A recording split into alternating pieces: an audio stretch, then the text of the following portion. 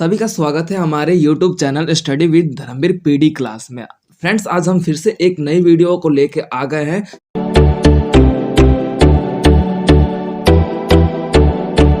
Friends, तो हम इग्नू के फर्स्ट ईयर का जो आज कोड है आपका पॉलिटिकल साइंस का बीपीएससी 131, जिसमें आपके जो इस बुक में आपका पूरा टोटल 14 चैप्टर है। तो उन 14 चैप्टर के बारे में चर्चा करेंगे कि उन चैप्टर में आप पढ़ने क्या वाले हो, उसके बारे में चर्चा करेंगे। तो आइए फ्रेंड्स, अपने वीडियो को स्टार्ट करते हैं।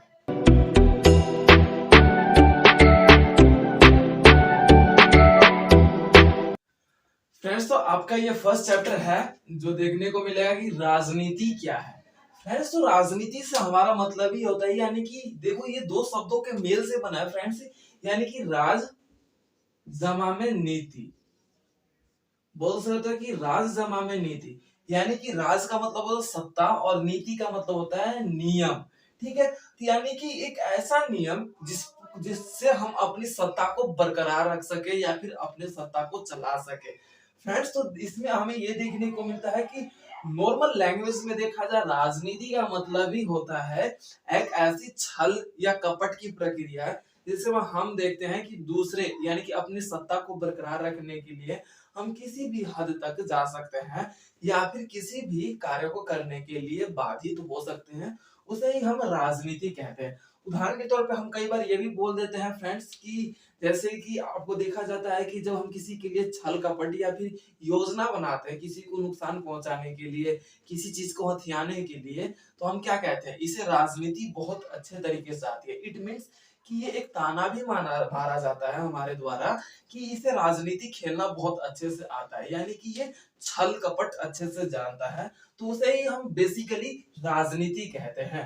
देखो फ्रेंड्स, तो राजनीति अब पॉलिटिकल के एंगल में आ जाता है।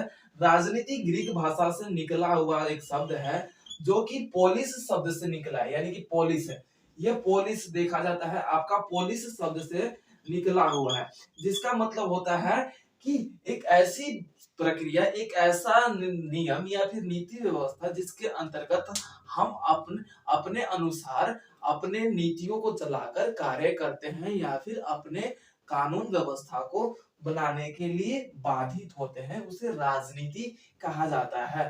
तो फ्रेंड्स, आप इस फर्स्ट चैप्टर में यही पढ़ोगे कि राजनीति क्या होती है, उसके बारे में ही आप लोग पढ़ोगे कि राजनीति की शुरुआत कहां से हुई थी। तो फ्रेंड्स, अब आ जाते हैं हमारे नेक्स्ट चैप्टर पे। आपका नेक्स्ट चैप्टर है राजनीतिक सिद्धांत, यानी कि जो आपका नेक्स्ट चैप्टर है राजनीतिक सिद्धांत के बारे में आप चर्चा करोगे। राजनीतिक सिद्धांत कि क्या है, यानी कि देखो यहाँ पे हमने क्या पढ़ा था, पिछले चैप्टर के बारे में हमने क्या दिखा था कि राजनीति क्या है। अब इसमें हम क्या पढ़ेंगे कि राजनेताओं के द्वारा किस प्रकार से राजनीति की जाती है। ठीक है, यानी कि पॉलिटिक क्यों, किस लिए, किस प्रकार की जाती है, या फिर हम इसमें ये भी देखेंगे कि राजनीति का जो एक परिभाषा है, इसमें आपका पूर्ण रूप से ये देखने को आता है कि आपकी जो इस परिभाषा में आपका जो नीति व्यवस्था, चुनाव प्रक्रिया भी देखने को मिलेगा। और नीति व्यवस्था कानून के अनुसार इसमें हम कार्य करते हैं, यानी कि राजनीति में हम क्या करते हैं, कानून और संविधान के अनुसार चुनावी प्रक्रिया के माध्यम से वोट डाल के हम अपने अधिकार को प्राप्त करते हैं और राजनेताओं के द्वारा राजनीतिक व्यवस्था को चलाया जाता है। और सिद्धांत का मतलब ये होता है फ्रेंड्स, जब कोई विचारधारा लंबे समय तक दस्तावेज के रूप में प्रस्तुत किया जाए तो वो सिद्धांत के रूप में चेंज हो जाता है। तो राजनीतिक सिद्धांत का मतलब भी यही है फ्रेंड्स।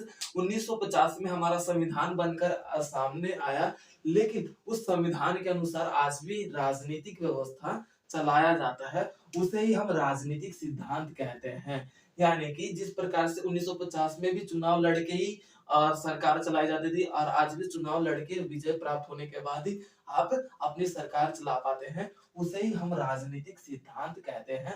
तो हम सेकंड चैप्टर में आप यही पढ़ोगे कि राजनीतिक सिद्धांत क्या होता है और ये कहां से निकल कर आया है, तो पूरे सेकंड चैप्टर में आप यही पढ़ोगे। तो अब आ जाता है हमारा फ्रेंड्स थर्ड चैप्टर।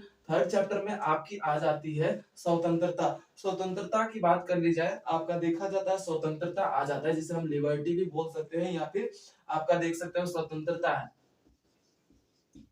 तो इसमें हम स्वतंत्रता देख सकते हैं कि स्वतंत्रता मतलब यानी कि हमें, देखो एक होता है स्वतंत्र, यानी कि स्वतंत्र का मतलब होता है जैसे कि मान लीजिए कि मेरे हाथ में कुछ बंधा हुआ है, तो ये मैंने इसे खोल दिया तो ये मेरा हाथ है, स्वतंत्र हो गया। ठीक है, यानी कि इट मीन्स क्या है, स्वतंत्र का मतलब होता है छोटा सा अंश, यानी कि छोटा सा एक पार्ट है। लेकिन स्वतंत्रता बात कर ली जाए जब पूर्ण रूप से हमें अधिकार हो कि हम पूर्ण रूप से मानसिक स्थिति, शारीरिक स्थिति से भी आजाद हो, वो हमें स्वतंत्रता कहलाता है। और फ्रेंड्स हम इस चैप्टर में, थर्ड चैप्टर में यही पढ़ेंगे कि स्वतंत्रता क्या होती है, स्वतंत्रता भारतीय संविधान में किस रूप में दिया गया है। स्वतंत्रता हमारे भारतीय संविधान में फ्रेंड्स इस चैप्टर में आप लोग ये पढ़ोगे कि मौलिक अधिकारों के अनुसार हमारे स्वतंत्रता को हमें प्रदान किया गया है, और उसके अनुसार ही हम अपने जीवन को सरल बना पाते हैं। और स्वतंत्रता प्राप्त होने से हमारे जीवन में किस प्रकार से अपने अपने जीवन को विकास और तथा अपने देश का विकास कर पा रहे हैं, उसके बारे में हम थर्ड चैप्टर में पढ़ेंगे। तो ये हमारी स्वतंत्रता कहलाती है, जो कि आप लोग थर्ड चैप्टर में पढ़ने वाले हो। तब उसके बाद फ्रेंड्स आपका आ जाता है समानता। समानता की बात कर ली जाए तो समानता का मतलब होता है इक्वालिटी। इक्वालिटी एक होता है समान, यानी कि ये समान, ये भी समान जो वर्ड है वो नॉर्मल लैंग्वेज या फिर एक बोल सकते हो कि एक छोटे से अंश के लिए यूज होता है। लेकिन समानता, समानता बोल सकते हो कि पूरे समुदाय, पूरे वर्ग के लिए यूज होता है, जिसके अंतर्गत हम ये देखते हैं कि जाति पात धर्म, धर्म या फिर बोल सकते हो कि भाषा, भाषा हो गया, धर्म हो गया, या फिर आपका बोल सकते हो कि ऊंच नीच हो गया, ऊंच नीच हो गया। तो इसके अनुसार आपको देखने को मिलेगा कि इन सभी को ऊपर आप हो, यानी कि गरीब, ऊंच नीच, जाति पात, धर्म, वेशभूषा, इन सभी को छोड़ के सभी व्यक्ति कानून के अनुसार समान हो, कोई भी व्यक्ति कानून के ऊपर ना हो, उसे हम समानता कहते हैं। और इस थर्ड मतलब आप फोर्थ चैप्टर में आप समानता के बारे में पढ़ोगे कि समानता से हमारे बारे में किस प्रकार से हमें अधिकार दिए गए हैं, किस प्रकार से मानव एक समान है, कानून के ऊपर कोई भी नहीं है। तो इस पूरे फोर्थ चैप्टर में आप यही पढ़ने वाले हो। तो फ्रेंड्स अब आ जाता है हमारा फिफ्थ चैप्टर, जिसे हम न्याय बोलेंगे, न्याय यानी कि जस्टिस, जस्टिस बोलेंगे। इसमें ये देखा जाता है कि इसमें आप फिफ्थ चैप्टर में ये पढ़ने वाले हो कि एक मानव को पूर्ण रूप से यह अधिकार दिया गया है कि जब उसकी मौलिक अधिकारों का या फिर जब उसे उसकी स्वतंत्रता का जब हनन हो, तो उस परिस्थिति में वो न्यायालय का दरवाजा खटखटा सकता है, और न्यायालय का दरवाजा खटखटाकर अपने अधिकारों की, अपने मौलिक अधिकारों की रक्षा कर सकता है। उसमें हम न्याय प्रक्रिया या फिर न्यायपालिका का जिक्र देखेंगे। तो हमारा फिफ्थ चैप्टर आपका न्याय से संबंधित है, जिसके अंतर्गत हम न्यायपालिका का समावेश देखेंगे। फ्रेंड्स उसके बाद हमारा सिक्स्थ चैप्टर आ जाता है अधिकार। अधिकार का मतलब होता है राइट्स, यानी कि जो हमारे अधिकार हैं उसके बारे में आ जाता है। आपका ये सिक्स चैप्टर है अधिकार। अधिकार के बारे में बात कर ली जाए तो फ्रेंड्स तो हमारे राइट्स जो हैं, यानी कि RIGHTS जो है, हमारा देखने को मिलता है कि हमारे जन्म से ही हमारे अधिकार दिए गए हैं, कि जन्म से ही वो अपने अनुसार, अपने व्यक्ति या फिर अपने अपने अनुसार अपने जीवन को जी सकता है। ये हमें राइट्स दिया गया है। तो उस परिस्थिति में हम ये देखते हैं फ्रेंड्स कि हमारे राइट्स के अनुसार आपका जो छठा चैप्टर है, आप अपने राइट्स को उपयोग करके अपने जीवन को किस प्रकार से सरल तथा सुगम या फिर आसान बना पाते हो और अपने जीवन का विकास कर पाते हो। हमें यह अधिकार हमारे संविधान के रूप में दिया गया है, हमारे राइट्स को। ठीक है, तो फिर उस राइट्स में हमारे मौलिक अधिकारों के बारे में ही बात किया जाएगा, यानी कि चैप्टर नंबर 6 में आपके मौलिक अधिकारों के बारे में बात किया जाएगा। ठीक है, तो फ्रेंड्स आपके सिक्स चैप्टर का यही आपका राइट्स है, जिसके अंतर्गत आप अपने पूरे राइट्स के बारे में पढ़ोगे, यानी कि मौलिक अधिकारों के बारे में पढ़ोगे। ठीक है, तो फ्रेंड्स अब उसके बाद आपका सातवां चैप्टर आ जाता है। सातवां चैप्टर आपका लोकतंत्र है। लोकतंत्र, लोकतंत्र, लोकतंत्र ये फ्रेंड्स आप इसे, लोकतंत्र का मतलब जो होता है लोगों के द्वारा चलाया गया शासन, यानी कि लोगों के द्वारा चलाया गया शासन व्यवस्था ही लोकतंत्र कहलाता है, यानी कि लोक जमा में तंत्र। ठीक है, यानी कि लोगों का शासन। इसके अंतर्गत आप यह पढ़ोगे कि लोकतंत्र किस प्रकार से हमारे संविधान में दिया गया है, भारत एक लोकतांत्रिक देश है, उसके बारे में पढ़ोगे। और इसके अंतर्गत ये देखने को भी मिलेगा कि भारत लोकतांत्रिक देश होने के कारण और इसमें किस प्रकार से अधिकार दिए गए हैं और लोग अपना विकास किस प्रकार से कर पा रहे हैं। तो इस पूरे 7 चैप्टर में आप यही पढ़ोगे कि लोकतंत्र होता क्या है और लोकतंत्र किस देश से लिया गया है। इस तरीके से आप पूरा पढ़ने के बाद एक मोस्ट इंपोर्टेंट इसका क्वेश्चन निकलता है यहाँ पे कि लोकतंत्र विश्व का सर्वोत्तम शासन व्यवस्था है, उसके बारे में चर्चा कीजिए अपने भाषा, या बोल सकते हो कि लोकतंत्र एक विश्व का सर्वोत्तम शासन व्यवस्था है, सिद्ध कीजिए।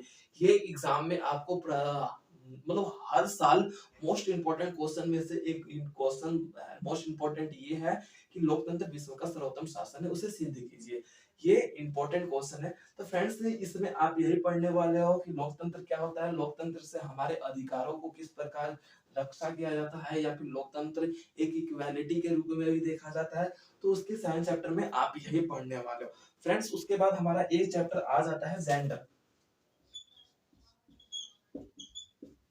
जेंडर की बात कर ली जाए, 8 चैप्टर में आपका आ जाता है जेंडर। तो जेंडर की बात कर ली जाए फ्रेंड्स, तो आपका जो जेंडर है यानी कि इट मींस ये जो जेंडर वर्ड है, जिसे हम इंग्लिश में भी जेंडर ही बोलते हैं, हिंदी में भी जेंडर ही बोल देते हैं, या फिर लिंग भी बोल सकते हो। तो ये वर्ड जो यूज करते हैं, बेसिकली हमारे माइंड में एक इमेज बनता है, एक थॉट बनता है कि ये 2 प्रकार के होते हैं, एक मेल और एक दूसरा फीमेल।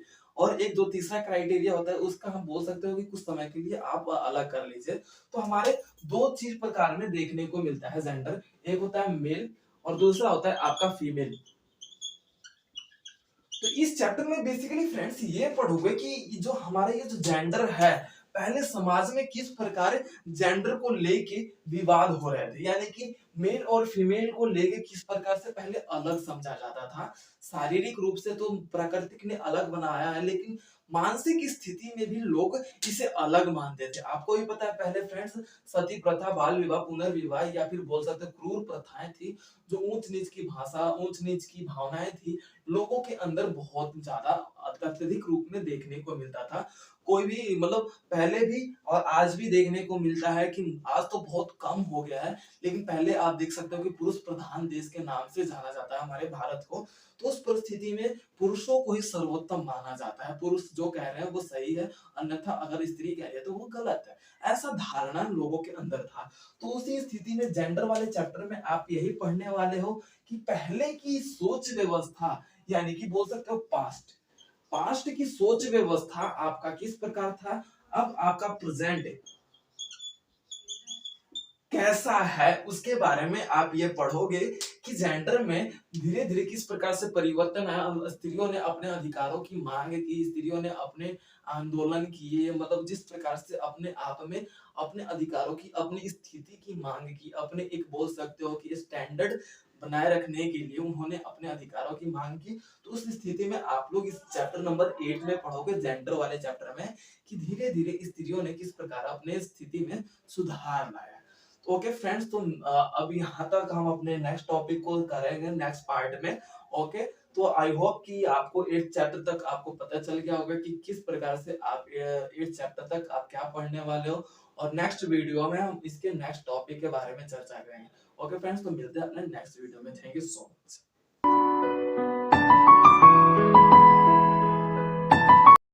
तो वीडियो को like, comment, share and subscribe करना ना भूलें।